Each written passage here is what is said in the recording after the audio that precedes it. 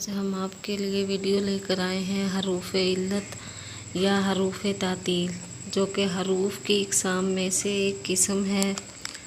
लेकिन उससे पहले जल्दी से मेरे चैनल को सब्सक्राइब करें ताकि आपको उर्दू ग्रामर की तमाम वीडियोस मिल सकें।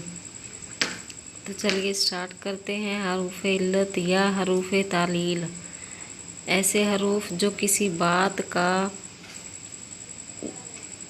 सबब, वजह या बायस बयान करने के लिए इस्तेमाल हों, यानी जो किसी भी बात का सबब बनने के या वजह बनने के बायस हों, हरूफ इल्लत कहलाते हैं। इसकी मिसालें हैं आखिर, लिहाजा, चूँकि, क्योंकि वगैरह। बहुत सी इसकी मिसालें आगे भी मज़ीद ऐसी हैं जो हम रोज़मर्रा फ़िक्रों में इस्तेमाल करते हैं। जैसा कि हम अपने आम बोलचाल में भी हरूफ इल्लत को या हरूफ तालील को इस्तेमाल करते हैं। हमारी आम रोज़मर्रा की बातचीत में भी ये हरूफ इस्तेमाल होते हैं। जैसे मिसाल में दिया हुआ है, मेहनत करो ताकि कामयाब हो जाओ। अब इसमें जो ताकि आ रहा है ये हरूफ इल्लत की मिसाल है।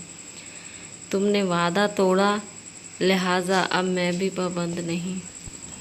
मुझ पर रहम करो, आखिर मैं तुम्हारा भाई हूँ। तो आपने देखा कि हमारे ये आम बोलचाल के फ़िक्रे हैं जो हम आम रूटीन में भी इस्तेमाल करते हैं, या हम घर में आपस में भी ऐसे बहुत से सेंटेंस, बहुत से फ़िक्रे बोलते हैं जिनमें हरूफ इल्लत इस्तेमाल होता है। चूँकि ये एक हरूफ की इक़साम में से एक किस्म है। आपको हरूफ का तो पता ही होगा कि हरूफ कहते किसको हैं।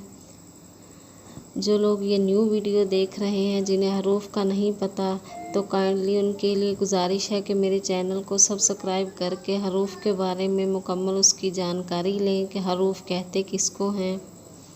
तो इंशाल्लाह आगे हम हरूफ की तमाम इक़साम के बारे में भी पढ़ेंगे।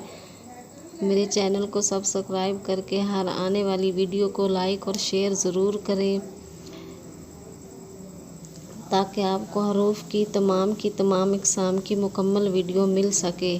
चूँकि हम आपके लिए हरूफ इल्लत को बहुत ही सादा और आसान लफ्ज़ों में बयान किया है। उम्मीद है आपको ये वीडियो हमारी अच्छी लगी होगी और बात भी समझ में आ गई होगी,